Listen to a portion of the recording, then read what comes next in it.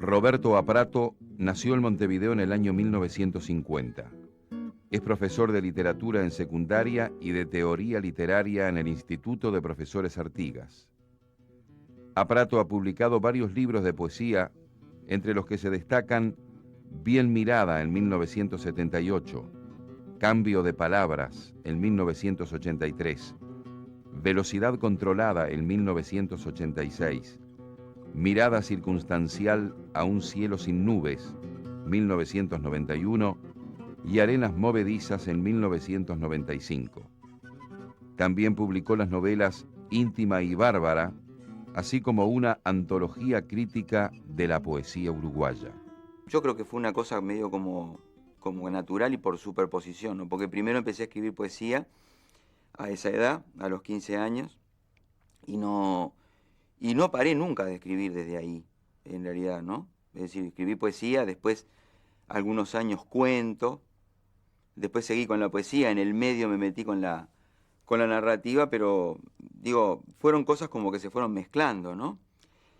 Y a eso se sumó que yo hice profesorado de literatura en el IPA, y a eso se sumó que yo empecé a trabajar de crítico literario y de crítico cinematográfico también, que es otra variante de la escritura, ¿no?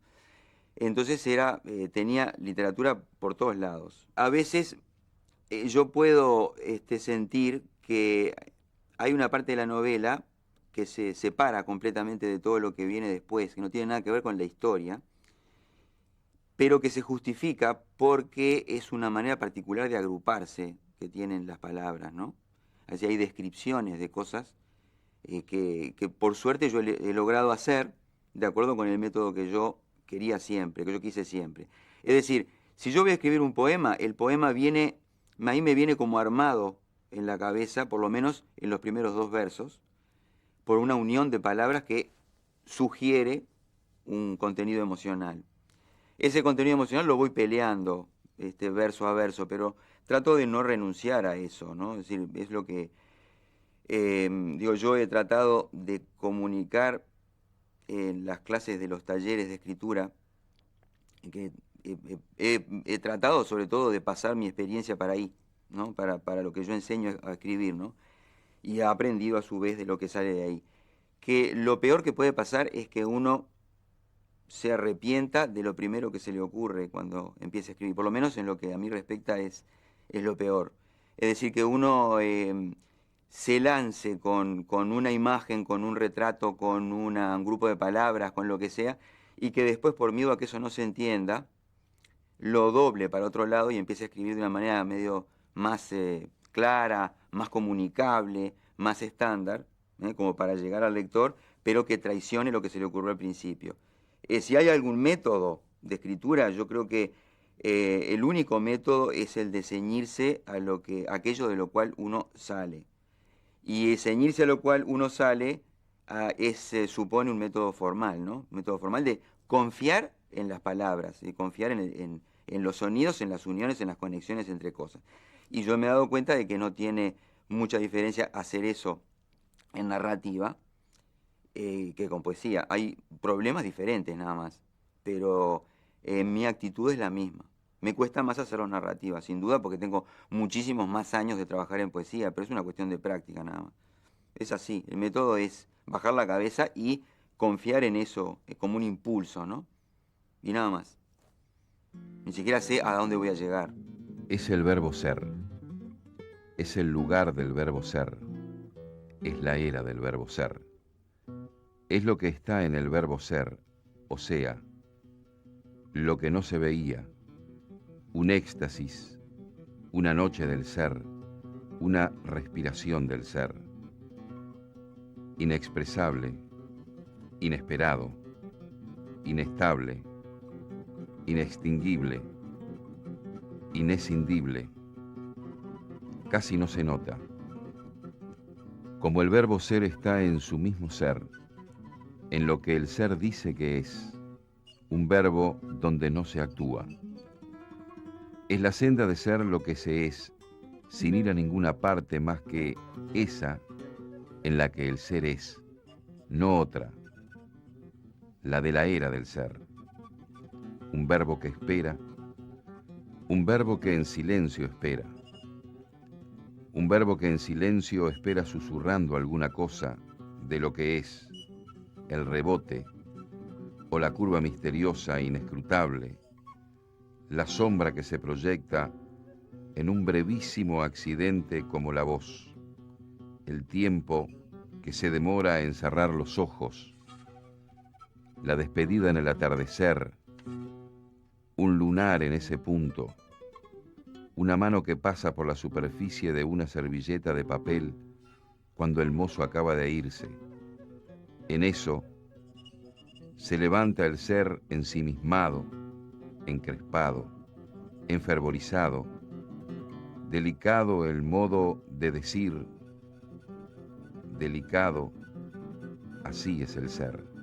Bárbara fue una novela que salió de una nebulosa que era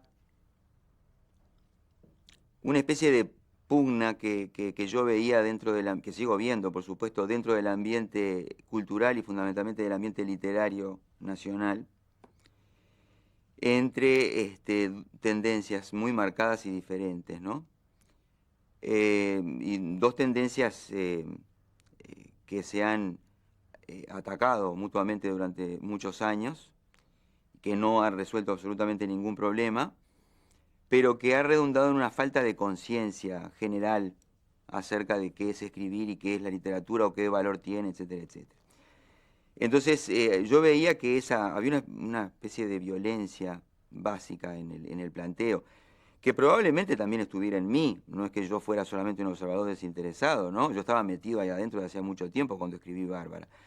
Pero bueno, me haya equivocado o no en el planteo de esa nebulosa, que probablemente sí, yo veía como que yo estaba en un bando y había otro por ahí. Y entonces esa violencia que yo veía, lo que hice fue meterla dentro de la novela en clave policial.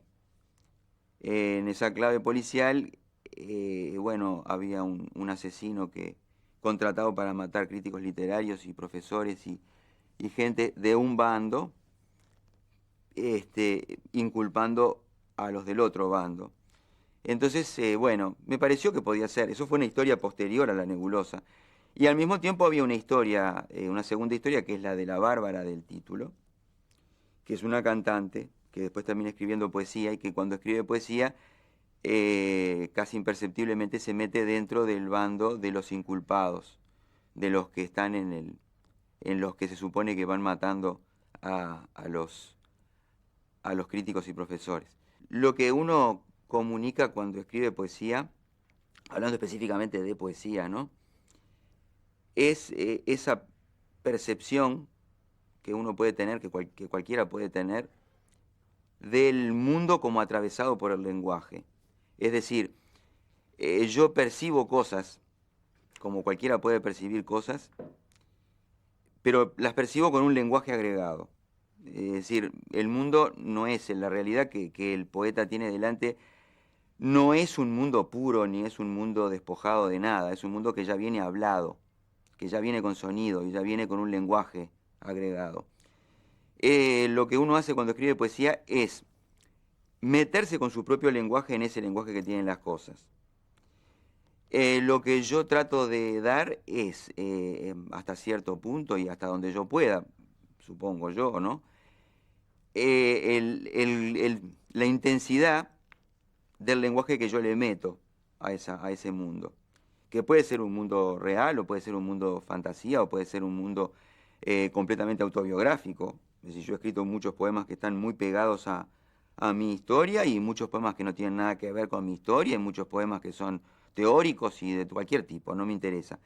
En todos los casos es, bueno, yo tengo un lenguaje acá, el mundo no es inocente, el mundo ya tiene una manera de hablarse a sí mismo. Bueno, yo voy a rescatar esa manera de hablarse a sí mismo, pero le voy a meter el mío también. Y entonces, lo que yo quiero proponer siempre es, creo que una manera de ver, una manera de percibir, más de ver, ¿no? Más que de ver, una manera de percibir por medio del lenguaje. Es decir, las palabras que yo tengo en la cabeza, por haber leído, por haber pensado, ¿no? por haberme juntado con muchos textos y por haber escrito también, porque eso funciona como una biblioteca permanente, es, bueno, ese mundo funciona como un modo que condiciona la percepción de todo el mundo. Entonces lo ofrezco como si fuera, digamos, una posibilidad. Solo que si uno puede ofrecer una posibilidad, ese es mi objetivo último, ¿no? Si uno puede ofrecer una posibilidad de ver cualquier parcela del mundo y proponerla como una información nueva, algo que no estaba ahí, por más que sea un recorte de lo más delgado posible en esa realidad, ya algo ha hecho. Algo ha hecho, aunque sea en un verso de un poema, ¿no? No necesita que te haga todo el poema bien, ni mucho menos toda la obra bien. Algo que pueda pasar de mi cabeza a la cabeza de los lectores, como ha pasado de la cabeza de los escritores a mí, y que constituya una información nueva, una manera nueva de ver eso, chiquito, grande, lo que sea, ¿no? Una manera nueva de percibir. Eso es lo que yo quiero, nada más.